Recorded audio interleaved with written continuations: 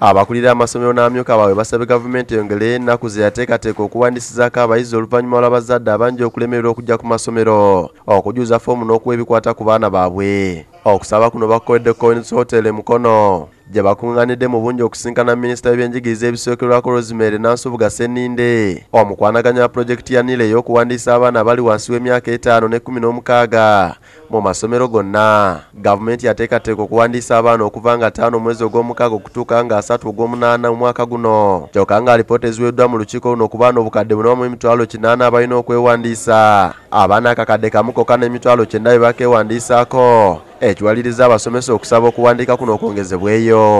Batwongere ku ezo kamera zibeere nga bajja ku station zibeerawo nga ziweranga n'abakozi we bali bawera, kubanga kati abaana abato bano naddala bono obwana okutobula mu primary 1 bambi tosobola kubapapya nnyo ku kyokukola. Yakulira okuwandiisa abayizi e Mukono Davis Tugume atubulidde engeri okuwandiisa gye kutambula. Tulina registration centers 15 mu district yonna. Buli gombola tulina mu registration center ate buli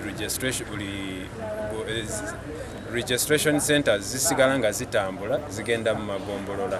Minisita Rosemary Senninde aganye okwongezayo okuwandiisa kuno ng'agamba nti kyakumalamu bannayuganda obugayaavu kubanga okuwandiisa layini z'amasimu bakwongezayo naye nga nakati bangi tebanneewandiisa. Ono asaba abasomesa okujuza foomu z'abayizi ku lw'abazadde singa baba nga balina ebikwata ku bazadde baabwe kyokka n'alabula obutasaba abazadde ssente. Bw'abanga omuzadde oba gadiyani nga tatutte buvunaanyizibwa aganye okujja okuwandiisa omwana ng'ate ng'essomero lirina records ezikwatagana ku baana, abazadde essomero liyambeko okulaba ng'abaana bano bajjuzibwa foomu. Babasomesa bannyonnyodde obuzibu bwe basanze mu kuwandiisa abaana. Olumu bw'ogenda n'oweereza abaana foomu baleete abazadde baleete information etaliyo.